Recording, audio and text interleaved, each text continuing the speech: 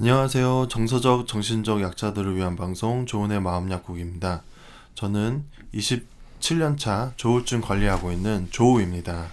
네, 안녕하세요. 그럼 조우와 8년차 결혼 생활하고 있는 조우 아내입니다.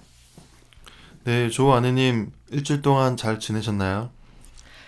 네, 저희 시간이 정말 빨리 가네요. 지금 벌써 2월 16일인데요. 이번 달에 조우님 생일도 있으셨잖아요. 네, 네, 2월 언제였죠? 2월. 네, 3일이었습니다. 맞습니다.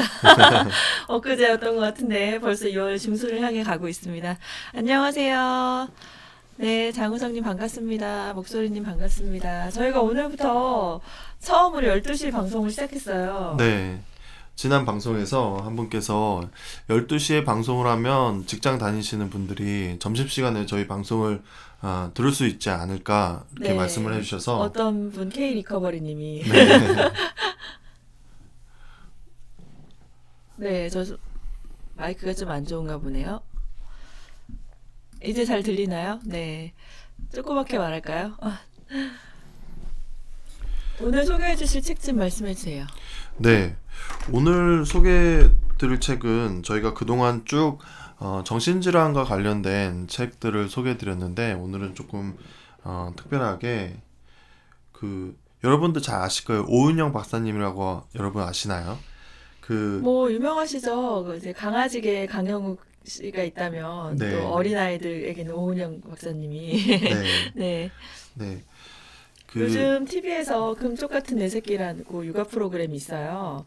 육아라기보다 이제 육아 관찰을 통해서 소아과 전문의의 입장에서 아이를 어떻게 도와줘야 될까를 얘기하는 소아정신과 전문의. 네네 네, 맞습니다. 그런 프로인데 재밌더라고요. 저희가 아이를 키우다 보니까 자주 보고 있습니다. 네.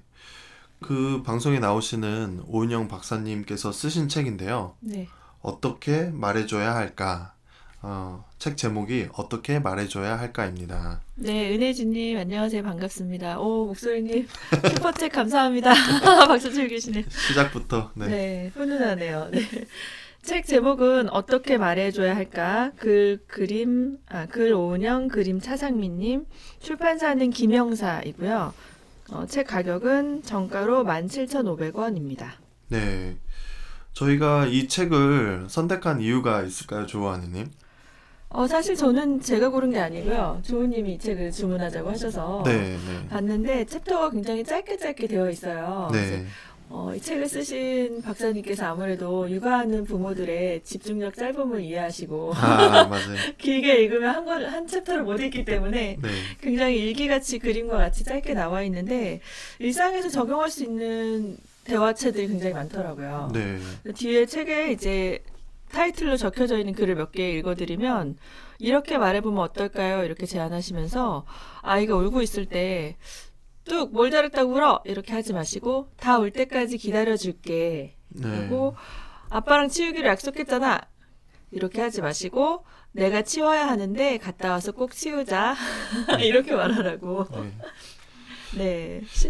제가 이 책을 이제 유튜브에 있는 광고를 보고서는 한 인터뷰를 보고서는 구매하게 됐는데 어, 아무래도 저희가 이제 아이 셋을 키우다 보니까 이 아이들하고 어떻게 커뮤니케이션을 해야 되는지 잘 모를 때가 많아요. 그래서 이 책을 보고 좀 배웠으면 좋겠다 생각을 했고 이번 방송에서 이 책을 고른 이유는 저희 모두 저희들 안에는 그 사랑받고자 하는 어린 아이가 존재한다고 해요.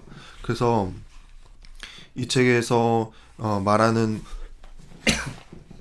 그런 대화들을 우리 안에 있는 어린 아이에게 적용하면 어떨까라는 생각을 했고 그리고 네, 아이들에게만 꼭 적용이 되는 게 아니라 심리서적이다 보니까 이제 심리학 용어를 어떻게 보면 알기 쉽게 풀어주신 거죠. 굳이 그냥 의학적 용어를 사용하지 않고 일상에서 적용할 수 있게 말을 해주신 건데 오은영 박사님이 그 의학 박사잖아요. 의사시고 그냥 단순히 아동심리 전문가가 아니라 의사이면서 정신분석 관련된 전문가이신 거죠. 그래서 굉장히 디테일하면서도 정확한 진단을 내려주시더라고요, 방송에서도. 근데 이제 아이가 아니더라도 어떻게 보면 환우와 가족의 관계가 제가 그런 말씀을 드리거든요. 7살 아이를 대한다고 생각해라.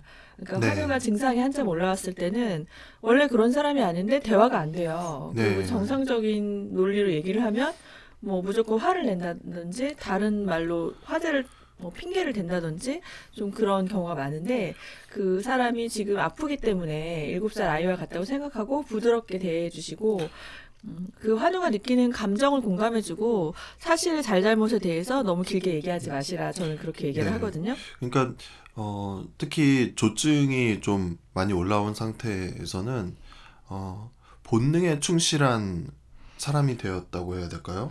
그렇죠. 그냥 어린아이처럼 어린아이들은 네. 배고프면 먹고 슬프면 울고 화나면 소리 지르고 하잖아요. 그런 것처럼 어떻게 보면 좀 퇴행하는 것 같은 모습을 보일 수가 있어요. 근데 그게 지속이 되는 건 아니고 증세가 심할 때만 나타나고 점차 회복이 되는데 그거와 관련해서 이 책이 환우분들과 가족에게 좀 도움이 되지 않을까. 네. 그리고 특별히 책 읽을 시간이 너무 없다 이런 분들이 이걸 보시면 좋을 것 같아요. 네. 책이 진짜 짧게 이렇게 그림도 있고. 네, 네. 그런 에피소드를 상황들을 이렇게 짧게 설명해 주셔서 가독성은 정말 높고 네, 그리고 그리고 장우정님 말씀으로 7년 전에 정신건강 박람회에서 만나셨다고, 우리 박사님. 아, 와, 부럽네요. 네, 친분이 있으시군요. 발이 넓으십니다. 네.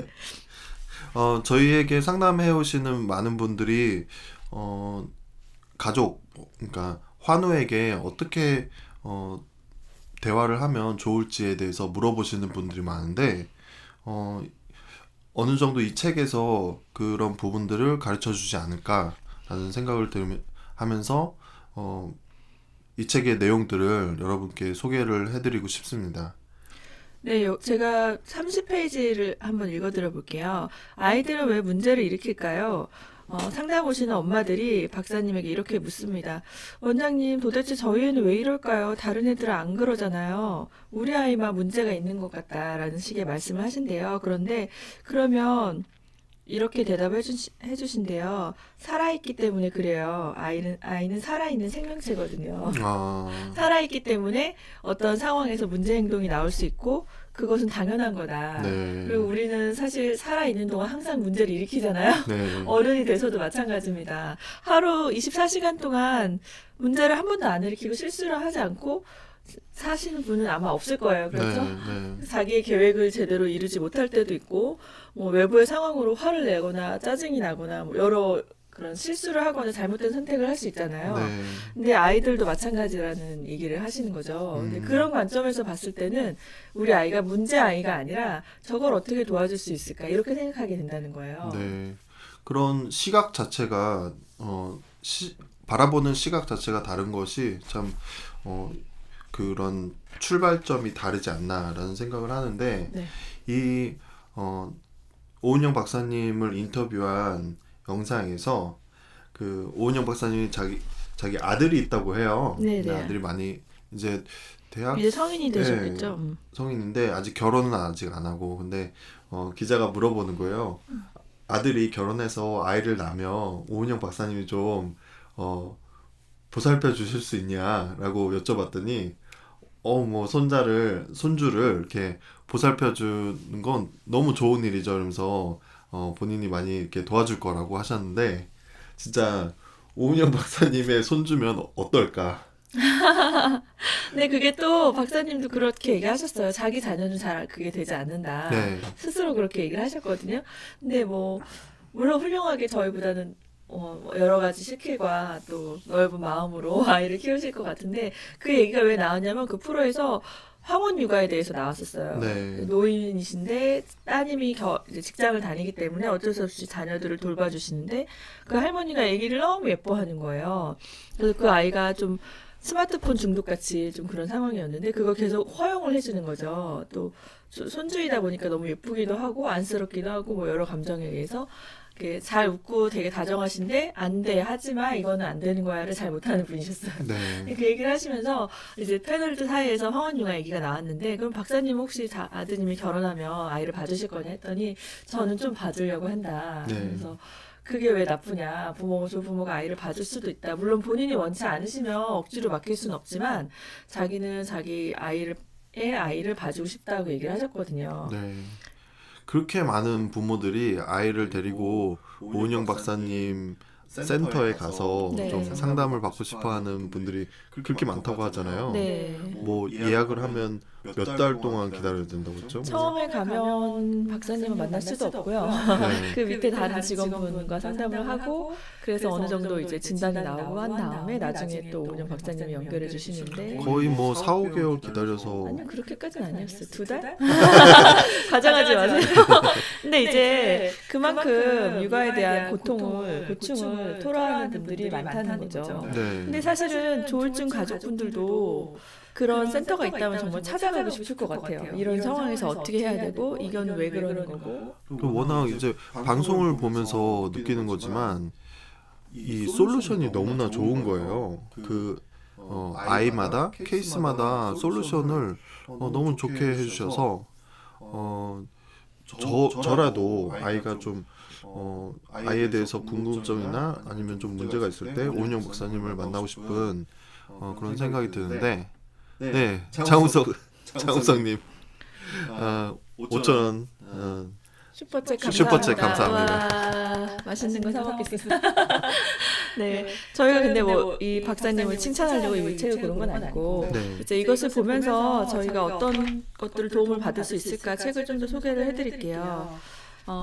이제 첫 번째 챕터는 익숙한 그 말 말고 알지만 여전히 낯선 그 말. 그러니까 모든 분들이 주로 쓰시는 단어와 문장의 표현이 있어요. 사람이 네. 이제 부모에게 물려받고 또 자기가 사회생활을 하면서 얻게 되는 그런 영역인데 익숙한 말이지만 어떻게 보면 자녀가 들을 때는 그 말이 상처가 된다거나 네. 좀 같은 표현이라도 듣기 거북한 말이 있을 수 있거든요. 근데 본인은 보통 인지를 하지 못해요. 근데 제3자가 봤을 때는 그런 부분은 좀 다르게 표현하면 좋겠다 하는 내용들이 나오는데 짧게 이런 문장이 있어요. 기다리는 거야. 이런 문장이 만약에 있으면 그게 너무 오글거리고 익숙하신 분들이 있어요. 근데 그거를 이제 계속해서 수차례 입으로 소리를 내서 반복을 해서 자기 입에 붙게 만들어서 네. 자기가 편한 약간의 뭐 문장으로 수정을 한다든지 그렇게 네. 하는 거를 챕터 내내 가르쳐주고 계십니다. 네.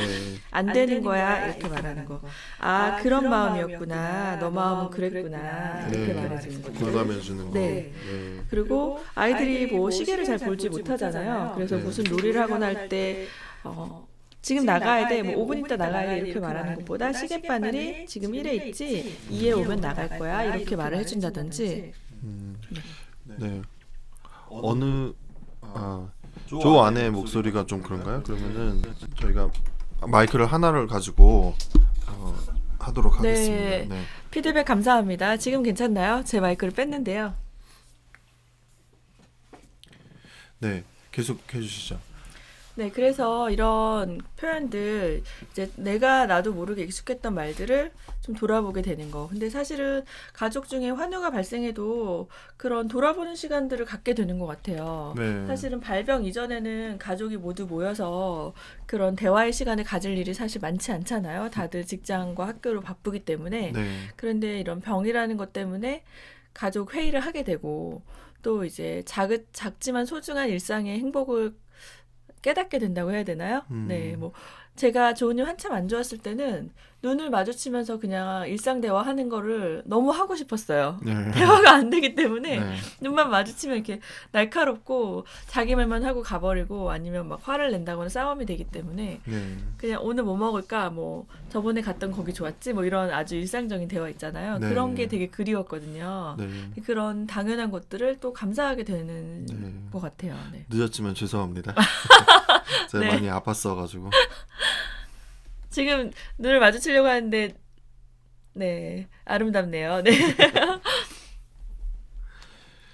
그래서 저희가 이런 그 스킬들을 아이에게 대화할 줄 아는 그런 대화법들을 스킬들을 탑재를 한다면 꼭 아이에게 이런 적용할 수 있는 것이 아니라 여러 사람들과의 관계 속에서도 우리가 지혜롭게 말할 줄 아는 그런 방법들을 배울 수 있을 것 같아요.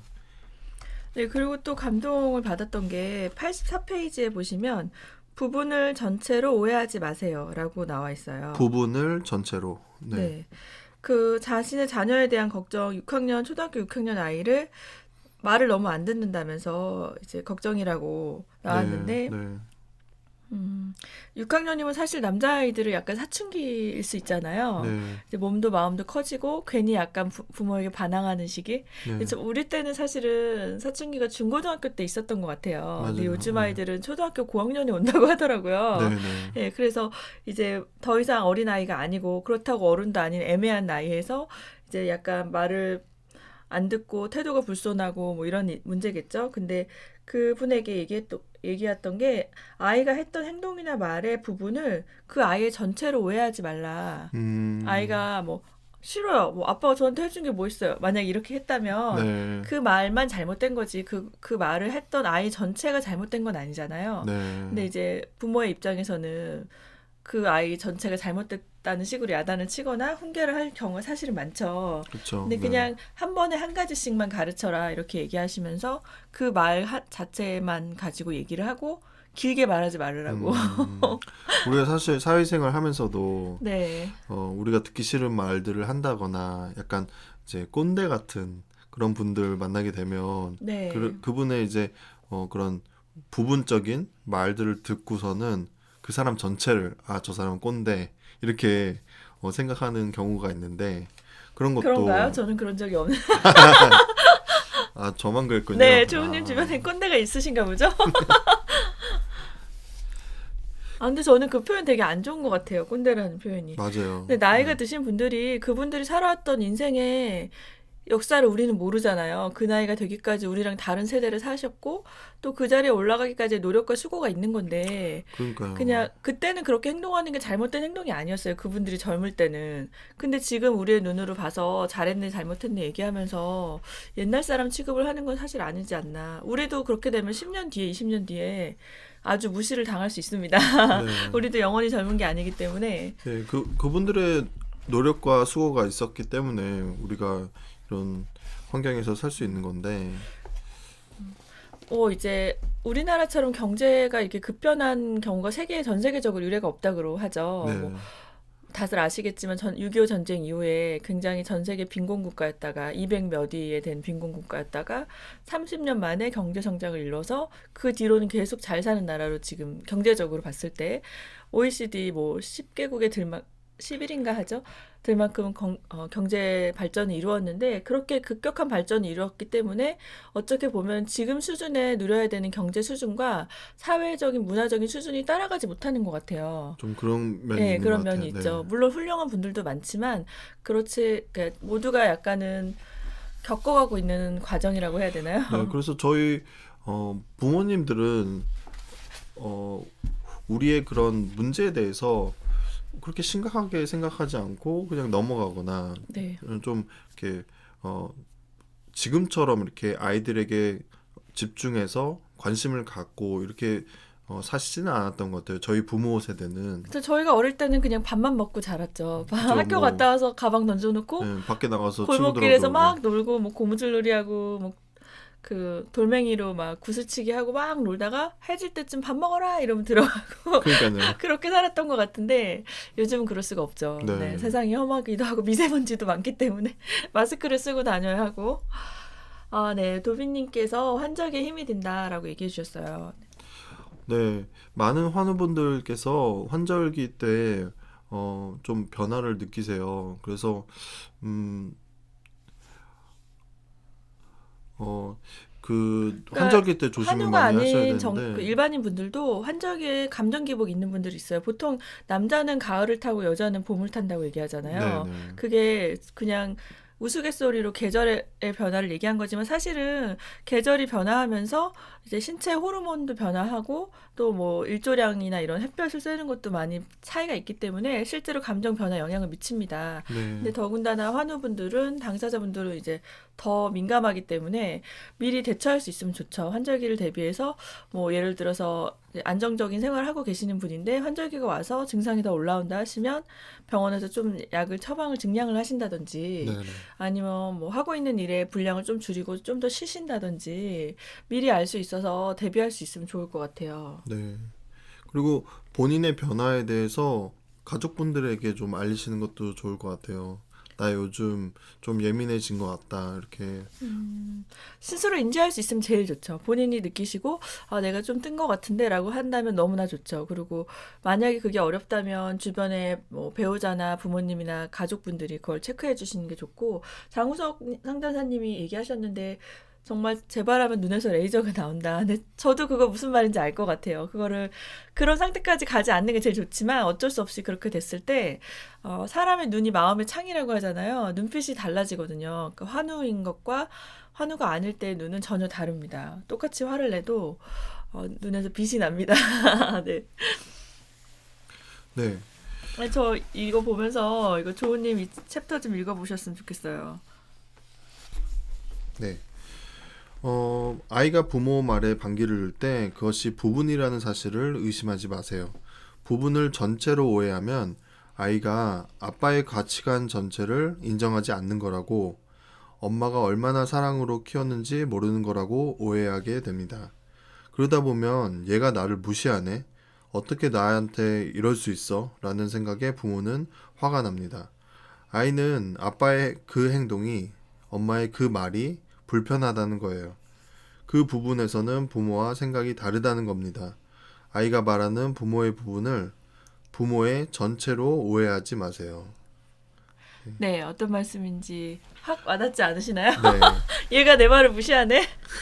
얘가 아빠를 무시하네? 이렇게 느껴지실 때가 많죠? 저는 진짜 저희 둘째 셋째가 이제 7살 4살인데 이렇게 느낄 때가 많아요. 얘가 날 무시하나 지금? 네. 뭘 하라고 말을 했는데 들은 척도 안 하는 거죠. 네. 그냥 하던 거 계속 하고. 그러면 얘가 날 지금 무시하나 이런 생각이 드는데, 그러면서 이제 화가 나기도 하고. 우리가 이제 아까 말씀드렸던 것처럼 우리 안에 어른들도, 우리 안에 그런 사랑을 받고자 하는 어린아이가 존재한다라고 말씀을 드렸는데, 네. 그때 받은 상처들이 좀 우리가 평상시에는 잘 모르다가 그것을 좀 기억을 되감는, 기억을 더듬더, 제가 말이 왜 뭐라고요? 기억을 뭐라고 하죠? 더듬어 본다고요? 기억을 되살리면 네. 이 책을 보면서 나 자신에게 이런 성숙한 어른의 대화를 내 안에 있는 어린 아이에게 적용할 할 수 있지 않나라는 생각하는데. 네.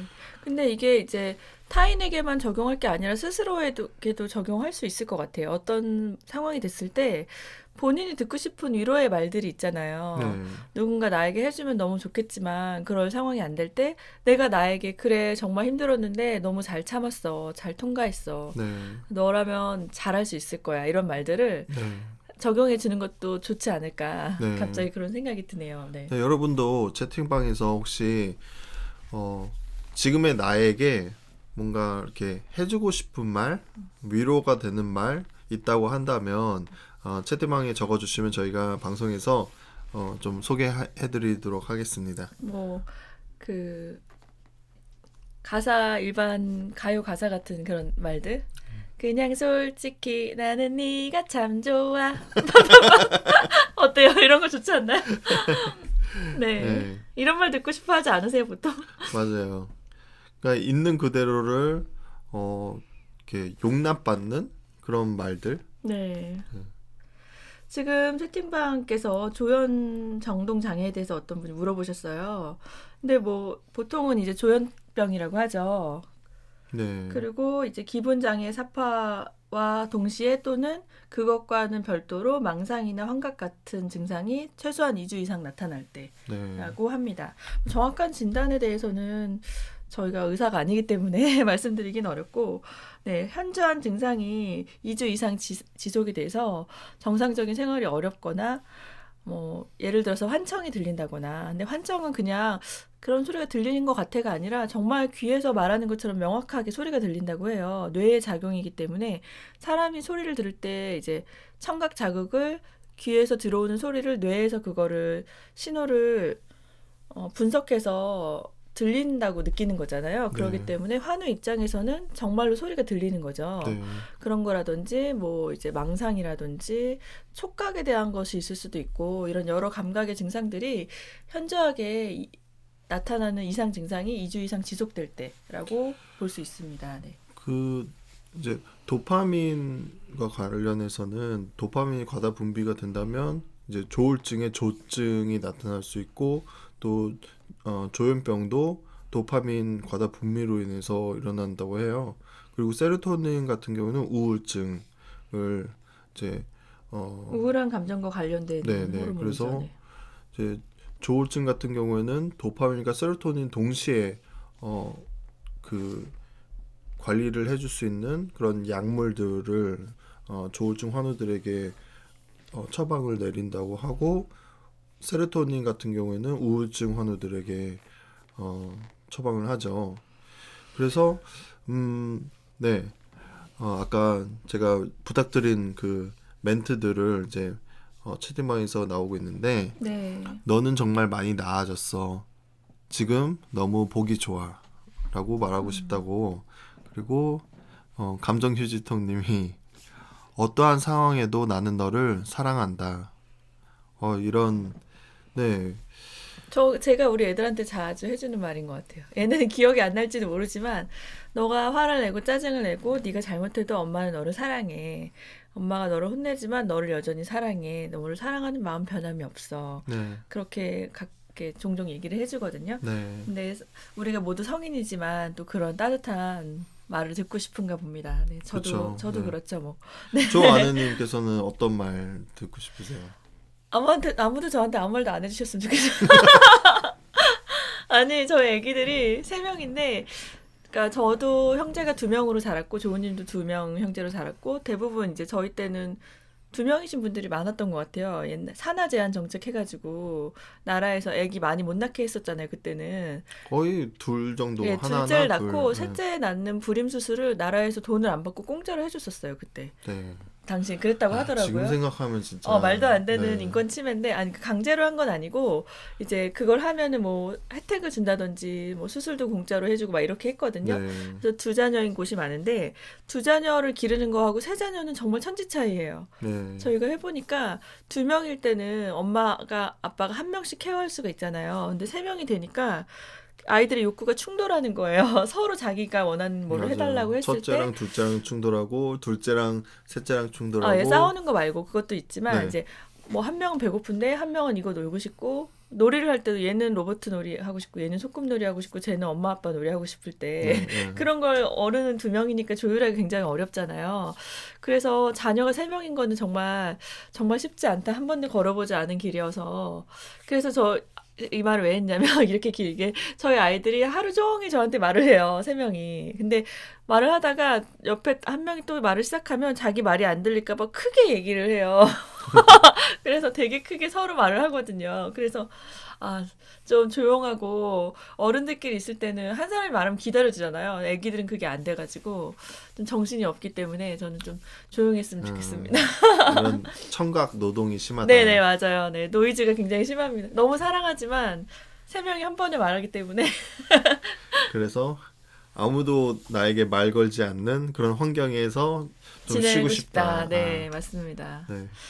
저희가 이제 보통 알려진 게 정신질환이 아니라 뇌에서 나오는 호르몬이 도파민, 뭐 세로토닌이 가장 유명하고 그 외에 얘기하신 뭐 노르에프네린 이름 어렵죠. 네, 그런 것도 있고 굉장히 종류가 많아요. 뭐 에프네프린, 뭐 저희가 잘 알 수 없는 이런 여러 호르몬들이 우리 몸 안에서 매일매일 미세하게 작동을 하면서 건강한 생활을 할 수 있도록 돕는 건데 네. 어떠한 원인인지 알 수 없지만 어쨌든 어떤 원인에 의해서 그 조절 능력이 저하돼서 때로는 과도하게 때로는 너무 적게 호르몬이 나와서 이제 겉으로 드러나는 감정 기복이라는 증상이 나타나는 겁니다. 그래서 네.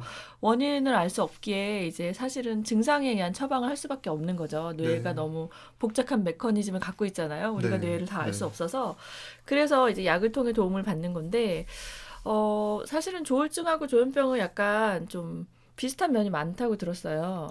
맞아요. 네. 그 경계가 그렇게 딱 뚜렷하게 있지 않아요. 조울증하고 조현은 네.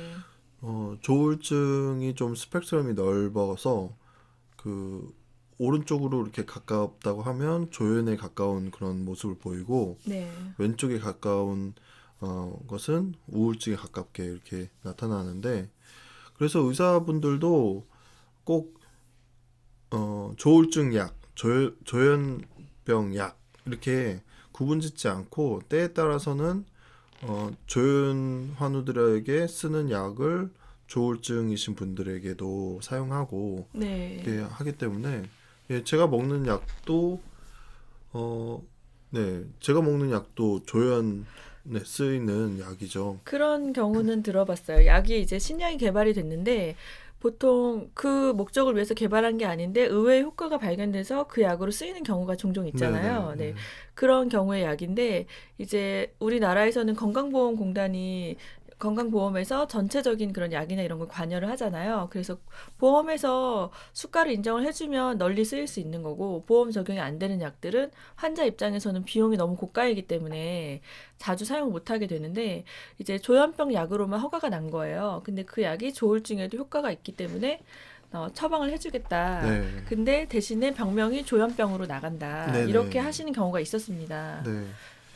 그리고 세로토닌과 관련해서는 세로토닌이 이 위와 굉장히 그런 상관관계가 네, 크다고. 우울증이신 분들이 위 건강하고 직결되시는 경우가 네, 많아요. 맞아요. 네. 그래서 위를 건강하게 하면 이런 호르몬 같은 거, 호르몬 분비가 좀 정상적으로 분비가 된다고 하더라고요. 그러니까 제2의 뇌가 장이라고 하죠. 위, 네, 소장, 대장이 어떻게 보면 뇌만큼 중요한 호르몬 분비 기관이라는 게 요즘 계속 속속 밝혀지고 있고, 그래서 장이 건강하시고 위가 건강한 분들은 또 정신도 건강하신 경우가 많아요. 네, 네.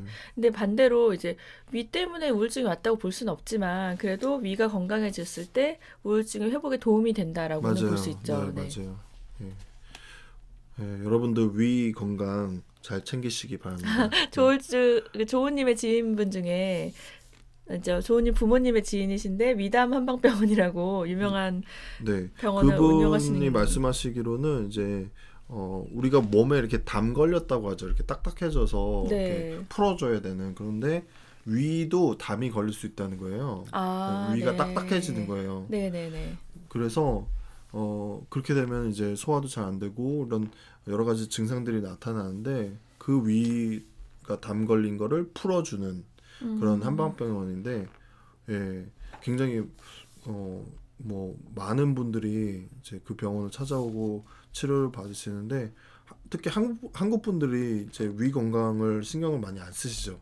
네. 과식한다던가 매운 거 아니면은 드시고 네, 맵고 뭐 짠 거, 술도 국물 많이 요리. 드시고 네. 이렇게 해서 예, 그렇습니다. 그리고 또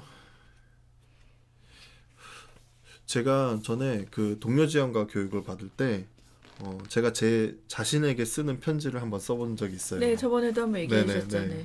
근데 처음에 쓸 때는 굉장히 오글거려서 뭐 조우야 이러면서 시작을 하는데 그렇게 쓰고 나서 이제 교육이 거의 끝나갈 때 그 다시 읽어보는 본인이 근데 느낌이 되게 새롭더라고요. 네. 네, 위로도 되고. 네. 네, 지금 저희 소개해드린 책은 어떻게 말해줘야 할까? 오은영 박사님의 책입니다. 네, 이 책에서 챕터 185페이지에 보면요. 창가의 토토라는 책에 대해서 이야기를 하고 있어요. 창가의 토토 유명한 책이잖아요. 거기 책 내용 중에 토토는 겨우 초등학교 1학년일 때 엉뚱한 행동을 했다는 이유로 학교에서 퇴학을 당합니다. 이후에 도모에 학원이라는 학교를 다니게 되는데요. 도모에 학원에 간 첫날 교장 선생님은 토토에게 이야기하고 싶은 것을 전부 말해보라고 해요. 그리고 무려 4시간 동안 토토의 말을 듣습니다. 단 한 번도 하품하지 않고 지루한 표정도 짓지 않고 다음 이야기가 몹시 궁금하다는 듯이 몸을 앞으로 내민 채 말이지요. 말을 다 마친 토토는 생각합니다. 태어나서 처음으로 진짜 좋은 사람을 만난 것 같아. 이 사람하고는 얼마든지 함께 있어도 좋겠다. 자신의 말을 진심으로 들어줄 때 아이의 마음은 이렇습니다. 네. 근데 환우분들이 이제 증세가 올라오면 말을 진짜 많이 하시잖아요. 맞아요. 근데 약간의 이제 병증에 의한 말이기 때문에 다를 수 있지만 그래도 이제 이 소설의 주인공처럼 4시간 동안 어린아이의 쓸데없는 말을 경청해 줄 수 있다면 정말 좋은 사람이지 않을까? 4시간은 자신이 없고 제가 한 네. 40분까지는 들어드리겠습니다. 저희 아버지가 한번 이 알코올 중독에 빠지신 분하고 상담을 해보신 적이 있대요. 네네. 뭐 10년 넘게 된 이야기인데 네. 그분이 나중에 좋아지신 다음에 여러 명 있는 데서 말씀하시는 거예요. 정말 저희 아버지께 고마움을 느꼈다. 내가 2시간 동안 혼자 떠들었는데 네. 그거를 한 번도 끊지 않고 들어주셨다. 네. 그것에 대단하신 거네요. 예, 네. 너무나 이렇게 마음 깊숙이 네. 고마움을 느끼시더라고요. 그래서 저도 저희 아버지한테 고마움을 느꼈던 게 제가 네. 한창 조증인데 매일매일 새로운 사업 아이템을 생각나면 네. 그렇죠. 아버지께 전화해서 그때는 조 아내한테 얘기하면 조 아내는 제가 그때 임산부였어요. 맞아요. 들어줄 임산부였고 수가 없었어요. 너무 힘들어가지고.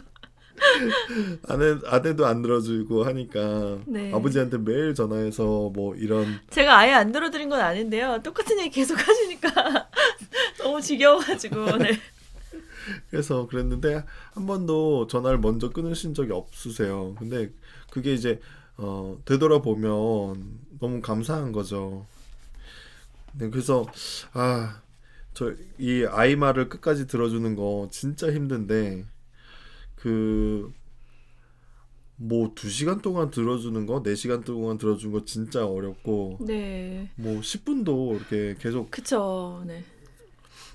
근데 전에 한번 영재학교라는 프로그램인가요? 네. 그런 프로그램이 있었는데 한 아이가 거의 뭐 천재에 가까운 그런 영재로 네. 이제 됐는데 부모님이 다 청각 장애인이세요. 네네. 근데 이 아이가 정서적 안정감이 너무나 높은 완벽하게. 거예요. 네. 거의 높은 거예요. 완벽한 그러니까 그 거예요. 아이는 잘 들리고 말도 하고 장애가 없는데 부모님이 둘 다 이제 청각 장애로 인해서 말을 못 하시는 분이었는데 거기서 되게 부모님도 이제 점수를 매기잖아요. 어떤 상담 리스트를 체크를 했는데 만점 가까이 나왔대요. 근데 아빠가 만점 가까이 나오기가 사실 쉽지 않대요. 거의 없다고 보는데 그분은 아이 말을 본인이 듣지 못하시니까 입술로 읽는데 경청해서 끝까지 들어주시는 거예요. 중간에 한 번도 자르지 않고. 그러니까요. 네. 그래서 와 대단하다. 근데 그 부모님은 자기가 아이에게 해줄 수 있는 게 이거밖에 없기 때문에 이렇게 해준다고 했는데 정말 놀라운 인내력을 갖고 계신 것 같아요. 아이를 위해서 아이의 그런 말을 들어주는 거가 이 부모님들이 할 수 있는 최선의 방법이기 때문에 네. 이렇게 집중해서 그 아이의 입술을 집중해서 보고 들으시는 건데. 근데 그거는 이제 최고의 교육이 됐던 네, 거죠. 그 네. 과정에서는. 저 이제 댓글에 서방정을 나눠서 먹으면 안 되냐 물어보셨는데 서방정이라는 건 이 알약 형태로 코팅이 되어서 나오는 약인데요. 그거는 잘라서 드시면 효과가 없습니다. 왜냐하면 약에 따라서 위산에 녹지 않아야 되는 게 있고 뭐 이렇게 흡수하고 하는 성분이 다르잖아요. 제가 정확히는 모르는데 그래서 복용을 했을 때 가장 필요한 부위에서 그게 녹아서 적용되도록 만들어진 건데 껍질을 임의로 까서 드시면은 효과가 반감이 됩니다. 그래서 한 알 그대로 드시는 게 좋고요. 네. 만약에 알약을 먹는 게 힘들다고 하시면 처방을 받을 때 아예 가루약으로 조제를 해달라고 얘기를 하셔야 될 것 같아요. 네. 네. 뭐 서방정이 아니더라도 본인의 약을 본인이 원하시는 대로 이렇게 조제해서 드시는 것은 좋지 않죠. 네, 네, 좀 맞습니다. 위험할 수 있습니다. 저희가 이제 어떻게 말해야 할까라는 책으로 이야기 나누고 있습니다. 네, 그리고 이 오은영 박사님이 많이 말씀을 해주시는데 이 아이가 느끼는 감정에 대해서 너가 느끼는 감정은 이러이러한 거야라고 가르쳐 주는 거 그거 굉장히 좋았던 것 같아요. 그 신생아들도 그런 게 있어요. 신생아들이 막 울 때 이제 엄마 이 감정이 뭔지 모르겠어요. 불편해서 애들이 졸릴 때 울잖아요. 근데 아, 네, 언어 표현이 안 되기 때문에 우는 것도 있지만 졸리기 전에 잠들기 전에 그 불편한 몸의 느낌이 뭔지를 몰라서 그러는 거래요. 네, 그래서 이게 잠들기 전에 졸리기 때문에 그런 거야. 네가 자면 편안해져라고 이렇게 아이가 알게 해줘야 된다고 네, 들었는데 그것도 마찬가지로 아이가 어떤 부정의 표현을 할 때 아, 네가 이렇게 이렇게 해서 민망했구나. 너가 부끄러웠구나. 아니면 나중에 하고 싶었구나라든지 어른의 말로 그 아이가 느끼는 감정을 표현해주면 그게 훨씬 더 받아들이기가 쉽다고 하네요. 네, 어떻게 정의해야 될지 몰라서 어려워하는 경우들도 있다고 합니다. 네. 우리 아이들도 자기 전에 짜증이 그렇게 많이 생기죠. 네, 네, 맞습니다. 어, 그리고 이런 표현이 있어요. 못된 게 아니고 가여운 거야. 이런 표현을 하는데 여기서 이제 박사님이 상담한 케이스 중에 아이가 이제 부모의 말을 듣지 않고 뭐 이런 공격적이고 이러면 못된 아이, 나쁜 아이라고 보통 어른들이 얘기할 수 있잖아요. 애가 왜 이렇게 말을 안 듣고 자기 멋대로고 그렇게 꼭 너는 나쁜 아이야라고 표현하지 않더라도 아이가 느낄 때 아, 나는 나쁜 아이구나 이렇게 느낄 수 있는데 그게 아니라 그 아이가 그렇게 표현할 수밖에 없는 예민한 아이, 그러니까 자극에 예민한 아이, 그리고 자기 감정이 표현이 서투른 아이이기 때문에 도와줘야 된다고 그렇게 얘기하고 계세요. 그, 이제 한 분께서 아이가 없는 사람도 보면 좋은 책인가요? 물어보셨는데, 물론 아이가 있으면 이 책을 읽고 아이에게 적용할 수 있고 그래서 좋긴 하지만 이 책을 읽으면서 내 자신을 더 이해할 수 있게 된다면 좋을 것 같아요.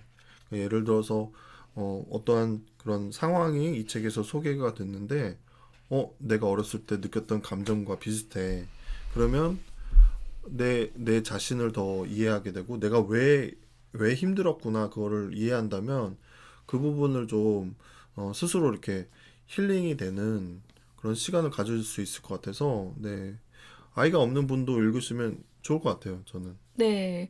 그냥 대상을 어린 아이에서 아니면 부모님들도 이제 나이가 점점 드시니까 노인이 돼가고 계시잖아요. 그럼 부모님을 대할 때나 아니면 주변에 가장 뭐 한우가 계시다면 한우를 대할 때 아니면 나 스스로에게 적용해서도 충분히 할 수 있는 책입니다. 네.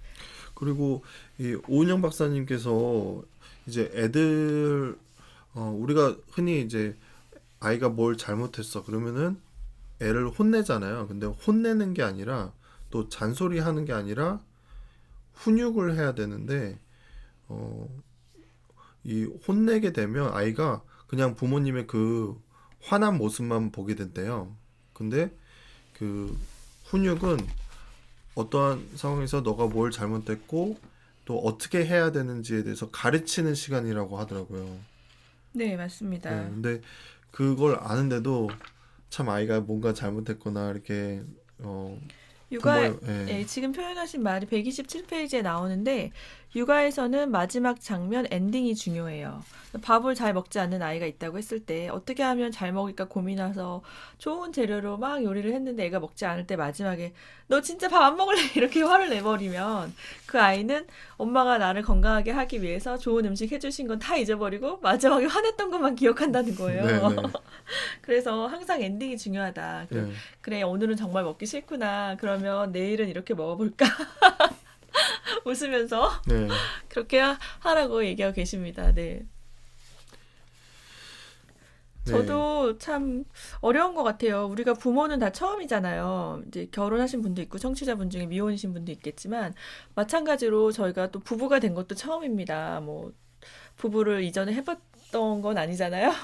그리고 한우와 같이 사는 것도 사실은 처음이기 때문에 연습이 필요한 것 같아요. 네, 이제 공부를 할 때 학습을 한다고 하잖아요. 학은 머리로 아는 거고 습은 그게 몸이 익혀져서 익숙해지는 게 습이래요. 근데 머리로는 이렇게 해야지 생각은 하지만 몸으로 그게 잘 안 될 때가 너무나 많기 때문에 하루에 한 가지는 사실 너무 과하고요. 한 달에 한 가지씩 변화하는 게 좋대요. 우리 몸에 익숙해지기 위해서 아주 작은 목표를 제가 이 책 말고 또 요즘 읽고 있는 책이 있는데 거기에 나와 있는 방법인데 한 달에 한 가지 목표를 정하는 거예요. 아침에 일어나자마자 물 한 컵 마시기. 물 200잔으로 크게 이거를 한 달 동안 해보시는 거예요. 그러면 몸에 익숙해지잖아요. 네. 습관처럼. 그러면 그 다음 달에는 또 새로운 거를 하나 도전하시는 거죠. 이런 식으로 아주 쉬워서 지킬 수밖에 없는 좋은 습관들을 한 달에 한 가지씩 정해서 한다면 좋은 변화가 있지 않을까. 1년에 12가지가 변할 수 있습니다. 네. 네. 작은 습관이 정말 이렇게 시간을 되돌이켜 보면 굉장히 큰 변화를 일으키는 것 같은데 그 이게 그게 생각났어요. 이거는 뭐 습관과는 다른 얘기지만 저희 신혼 초에 우리가 이렇게 제가 조증이 좀 심해서도 그랬고 서로 간에 뭔가 부딪힘이 있어서 상담을 받으면 좋겠다라고 생각이 들어서 한 분이 저희 집에 오시고 부부 상담을 하시는 분인데 상담을 저희가 받으려고 한 게 아니고요. 네. 제가 이제 고민을 항상 저희 교회 셀장님한테 얘기했더니 보다 못한 그분이 부부 상담을 받아봐라 아, 해가지고 그 전이에요. 연결을 그 전인가요? 네, 그 전에인데 신혼 때인데 그 나이가 좀 있으신 분이 저희 집에 오셨어요. 근데 그거 하나 가르쳐 주시더라고요. 그랬구나. 너가 뭐뭐뭐뭐 해서 이런 감정이 들었구나. 이거를 막 말하라고? 말하라고 시키는데 네. 예를 들어서 그 뭐 조 아내님이 밥을 이렇게 준비해서 먹는데 제가 뭔가 이렇게 불평을 했어요. 이렇게 만족치 못하는 그런 말을 하면은 조 아내님이 이렇게 화가 난 거죠. 화를 내면 제가 아 그랬구나. 내가 열심히 준비해서 만든 음식인데 내가 맛있게 먹지 않아서 화가 났구나. 이렇게 말을 하는 거예요. 놀리는 거예요, 지금. 말투를 조금 자연스럽게 해주셔야 될 것 같은데요. 그랬구나. 놀리듯이. 네. 근데 그거를 하는데 그냥 그 뭔가 화난 상황에서 약간 충돌이 있는 상황에서 그거 하니까 그냥 웃음이 터지면서 그게 좀 완화가 되고 아니, 댓글에도 얘기해 주셨잖아요. 그거 더 화난다고. 되게 화가 났는데, 그냥, 내가 이렇게 해서 화가 났어? 나는 이런 의도는 아니었는데 미안해라든지 뭐 이렇게 자연스럽게 말하셔야 되는데, 그랬구나. 이래서 화가 났구나. 이러면 장난치는 것 같잖아요. 그거 더, 약간 로봇 같죠. 네, 화가 더 날 것 같은데요, 네. 맞아요. 화날 때 그거 하면 진짜 더 화난다고. 네, 맞습니다. 그래서 오늘의 주제는 어떻게 말해야 할까라는 책으로 같이 이야기하고 있습니다. 여기 책의 표지에 버럭하지 않고 분명하게 알려주는 방법이라고 돼 있어요. 근데 진짜 쉽지 않아요. 저희도 아이를 키우지만 우리 부모님은 나를 어떻게 키웠을까 가끔 그런 생각을 하거든요. 그 저의 기억 속에 뭐 엄마 아빠한테 막 야단을 심하게 맞고 이런 건 많지 않은데 그 수많은 결정의 순간과 수많은 선택의 순간에서 얼마나 많은 고민들을 했을까 부모가 되기까지 그런 생각을 하면서 또 한편으로 감사한 마음이 듭니다. 네. 네. 그 이제 저희도 생각해 보면 부모님이 어떻게 말해 주셨는지 그러니까 뭐라고 말씀하셨는지 기억을 하기보다는 어떻게 말씀하셨는지 그러니까 말하는 태도가 기억이 나는 것 같아요. 얼굴 표정 저도 아직도 생각나요. 말의 내용은 기억이 안 나고요. 얼굴의 표정은 생각이 납니다. 네, 네. 그래서 저희가 조울러들이 아플 때 사실 뭐 가족들이 어떻게 말씀해 주시고 뭘 말씀해 주시고는 정확히 다 기억이 나진 않을 수 있는데 어떠한 태도로 환우에게 대하였는지 그런 당사자에게 대했는지는 기억이 날 수 있거든요. 네, 그리고 맞습니다. 좋아진 다음에 고마웠던 네, 마음이 네. 생기죠. 네. 고마운 마음이 생기기 때문에 가족분들도 이것을 이 책에서 말하는 것들을 많이 적용해 보시면 좋을 것 같습니다. 그래서 어떻게 보면 말의 대화의 내용 자체보다는 그 상대방을 존중해주는 태도와 말의 뉘앙스, 그 얼굴 표정, 비언어적인 표현이 더 중요한 것 같아요. 그게 전달이 되기 때문에 말하지 않아도 전달된다고 해야 되나요? 네. 네, 오늘 이렇게 저에게 정말 필요한 책이라고 말씀해 주셨는데, 네, 저희가 방송을 11시에 항상 라이브를 하다가 오늘 처음으로 12시에 했는데, 혹시 점심시간이시면서 그냥 저희가 보이는 방송이 아니고 라디오 같이 소리만 나기 때문에 틀어놓고 또 들을 수 있는 분이 계실까 해서 앞으로는 또 12시에 계속 방송을 할까 합니다. 네, 네. 네. 그게 저희한테도 좀 준비하는 시간도 갖고 이렇게 방송 세팅하는 시간이 좀 필요하기 때문에, 네, 아니, 저희 때문에 그런 건 아니고요. 11시도 어차피 똑같습니다. 네, 네. 네, 네. 어, 저희가 이제 10분 정도 방송 시간이 남았는데, 궁금한 점 있으시면 물어봐 주시고, 또 뭐, 이 책에 대해서 물어보실 내용도 있으시면, 채팅을 통해서 이 말씀해 책의 주셔도 이제 되는데, 마지막 장에 나오는 내용인데요. 올 한 해도 너 참 잘 지냈어. 라고 만나는 아이들에게 칭찬해주고, 엄마는 너가 올해도 참 잘 지낸 것 같다. 1년 동안 너무 고마웠어. 선물은 당연히 받을 수 있지. 뭐 크리스마스 때 이런 얘기 할 수 있는 거고, 내 나이 때는 그럴 수 있는 거야. 너는 잘 자라고 있어. 라고 얘기해주고, 네, 너는 꽃이야. 너는 별이야. 너는 바람이야. 꽃처럼 별처럼 바람처럼 반짝반짝 빛나고 소중한 존재라고 표현해 주라고 네, 책에서 얘기하고 있습니다. 네. 예, 주변에 이제 환우의 가족분들께서 오늘 칭찬 한마디 해주시면 어떨까요? 당신은 꽃이야. 꽃은 아닌 것 같고, 당신은 바람이야. 네, 당신은 올 한 해도 작년 한 해도 너무 열심히 잘 달려왔고, 잘 회복했고, 앞으로 더 좋아질 거야. 라고 칭찬해 주시면 참 좋을 것 같습니다. 네. 어, 저희가 참 그 병에 걸리고 싶어서 걸린 사람은 아무도 없거든요. 없죠. 네. 네. 좀 저희도 이런 병에 걸리기 전까지는 이런 병이 있는지도 사실 잘 몰랐어요. 네. 그런데 이 병에 걸리면서 어, 참 가족분들이 많이 힘드시죠. 본인도 많이 힘들고 가족분들에게도 우리가 그런 병으로 인해서 가족분들에게 상처 주는 말을 한다거나 행동을 할 때가 많이 있는데 그럼에도 불구하고 가족분들께서 저희들을 위해서 이해를 하려고 또 사랑하는 마음에 포용을 해주시려고 하는데 이 책에서 말하는 그런 여러 가지 기술들을 좀 이렇게 탑재하신다면 환우분들을 대하는 그런 말이나 태도를 배울 수 있을 것 같아서 이 책을 추천해드리고요. 그 목소리님께서 물어보셨는데 조울증과 육아를 잘 병행할 수 있을까요? 네, 물론 가능합니다. 네. 실제로 이제 임신과 출산 이후에 발병하시는 경우도 꽤 있어요. 여성 환우 같은 경우에 출산 이후에 우울증으로 비롯해서 발병하시는 경우도 종종 있고 충분히 가능하시기 때문에 저는 좋은 것 같아요. 권해드리고 싶어요. 네.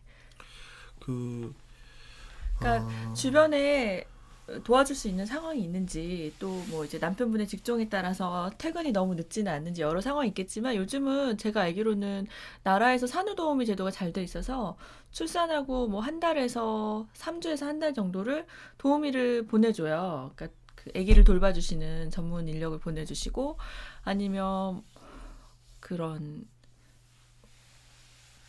이름을 갑자기 까먹었는데 그 맞벌이 부부 같은 경우는 아이를 또 케어할 수 있는 가정 보육할 수 있는 사람을 좀 저렴한 금액으로 네, 또 바우처. 사용할 수 있고 이런 제도들이 잘 돼 있기 때문에 네, 그런 걸 이용하시면 충분히 가능하다고 봅니다. 네. 네, 그리고 약물하고 상담 치료 같이 하면 좋냐고 물어보셨는데 이건 사실은 케이스 바이 케이스라서 다 다를 수 있는데 약물이 선행이 되면서 상담이 같이 가면 효과가 있습니다. 그런데 약물이 없이 상담만 해서는 사실은 거의 없다고 보셔야 되고요. 네, 그리고 이제 본인이 진단을 받고 약물 치료가 자기에게 어느 정도 맞는 약을 찾아서 안정이 된 이후에 심리 상담을 하시면 훨씬 더 좋은데 네.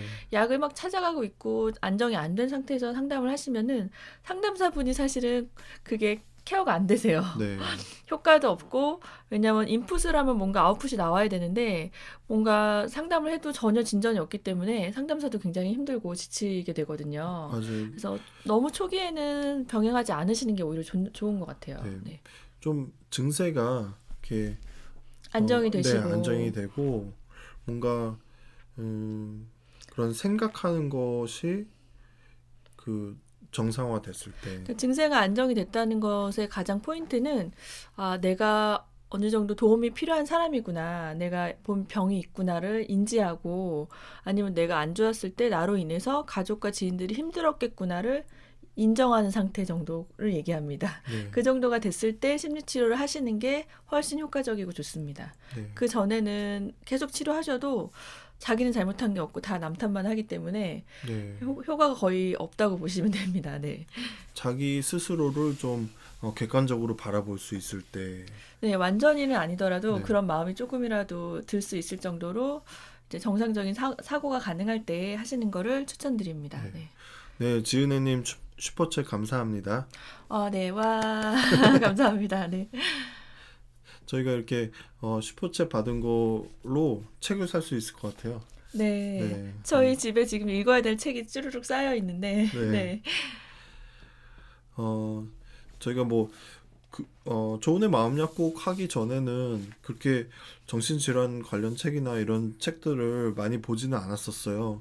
근데 방송을 하면서 좀 필요가 있어서 책을 한두 권씩 사고 그 책을 보면서 좀 더 이렇게 지식도 쌓고 이러면서 하는데 방송에서 이렇게 책 소개를 하기 때문에 저희도 이 책을 좀 보게 되고 그래서 저희한테도 도움이 되고 또 이것을 여러분들께 공유할 수 있어서 참 기쁩니다. 네, 맞습니다. 저희 다음 방송에는 또 이제 다른 책으로 저희가 소개를 드릴 건데요. 혹시 궁금하시거나 하신 책이 있다면 저희 댓글로 남겨주셔도 저희가 참고해서 선정하도록 하겠습니다. 네, 그 약을 끊었다가 다시 먹고 있는 중이라고 하는 네, 분께서 네, 되게 좀 혼란스러우실 것 같아요. 어떻게 보면 본인은 다 나았다고 생각을 하시고 네, 이제 다시 약을 안 먹겠지 생각을 했는데 어쩔 수 없이 그런 상황이 됐을 때 그래도 다시 인정하고 약을 드셔서 너무 감사하고 네, 그 약을 먹으면 초기에 그 불편한 증상들이 있잖아요. 그쵸. 네, 뭐 여러 가지 부작용들이 있죠. 어떤 게 있나요, 주로? 저 같은 경우에는 잘 때 침을 너무 많이 흘려서 네, 네, 맞습니다. 자다가 막 캑캑거리면서 깨어나는 적도 있고 그리고 잘 때 보통 이렇게 입이 자연스럽게 벌어지잖아요. 네, 구강 구조가 뭐 한국인들은 대부분 이렇게 입이 딱 다물어지신 분이 별로 없는데 막 베개가 완전히 축축히 젖을 정도로 침이 계속 나와서 음, 힘들었던 경험이 있습니다. 네. 네, 뭐 살찌는 것도 있을 수 있고 베개 많이 버렸습니다. 네. 네, 뭐 부작용 많은데 근데 그 부작용 때문에 약을 안 먹는다거나 부작용이라기보다 이제 불편함 증상이라고 표현을 할게요. 왜냐면 그 약 하나 어떤 특정한 약 때문에 그게 딱 나온다가 네 꼴이 아니라 어떤 분은 그런 경우가 있고 어떤 분은 안 그런 경우가 있기 때문에 네, 근데 불편한 증상들이 약을 복용했을 때 보통 초기에 한 3주에서 4주 정도 극에 달하고요. 그 이유가 지나면 점차 그런 불편함들은 사라지고 효과가 더 증대된다고 합니다. 네, 그래서 저희가 단약을 하지 말라고 말씀을 드리는 게 처음부터 다시 시작을 해야 되는 거예요. 네, 약을 끊었다가 다시 드시면 그 불편했던 증상이 없어지는 게 아니라 다시 또 불편함부터 시작이 되는 거죠. 네, 굉장히 좀 안타까운데 이 길을 잘 지나가셨으면 좋겠습니다. 네. 네. 8529님 라이브 방송 처음 들어오셨다고 네, 하시는데 반갑습니다. 반갑습니다. 저희가 매주 화요일 날 네, 12시에 라이브를 하고 있습니다. 네. 네. 지난주까지 11시에 시작했는데 이번 주에는 12시 해서 앞으로도 계속해서 12시부터 1시까지 이렇게 라이브 방송을 하겠습니다. 네, 동생분이 잘 회복되시고 어려운 시기가 통과되시기를 저희가 정말 응원하고 또 기도하겠습니다. 네. 저 이제 방송 벌써 마칠 시간이 됐는데요. 네, 마지막으로 청취자분들에게 하시고 싶은 말씀 있으면 얘기를 해주시고. 네. 어, 아까 말씀드렸다시피 이 조울증을 원해서 걸린 분은 없거든요. 네. 그래서 이 병을 걸리시고 나서 다른 몸이 아픈 것도 물론 힘들겠지만 이것은 뇌병이잖아요. 네. 그래서 우리가 좀 그런 생각지 못했던 그런 행동이나 말들을 한다거나 가족분들도 당황스러운 그런 상황들이 많이 있을 수 있는데 우선 약을 잘 드시고 건강관리 잘 하시고 이 병을 통해서 또 얻는 것들이 있어요. 그러니까 내 자신을 더 알게 된다거나 네. 아니면 가족들과 함께 이 어려움을 이겨내면서 가족들이 하나가 된다거나 네. 이렇게 될 수 있기 때문에 이 어려움을 좀 긍정적으로 이렇게 변화시키는 그런 마음을 먹으시면 좋을 것 같고요. 또 혼자 이렇게 나가는 게 힘들기 때문에 저희와 같은 이런 조은의 마음 약국 이렇게 함께 이렇게 하시면서 이 어려움을 좀 잘 이겨내셨으면 좋겠습니다. 네, 오늘도 저희 같이 방송 청취해 주셔서 감사드리고요. 다음 주에 또 더 좋은 책으로 찾아뵙도록 하겠습니다. 네. 네, 여러분 그러면 다음 주에 뵙겠습니다. 감사합니다. 감사합니다.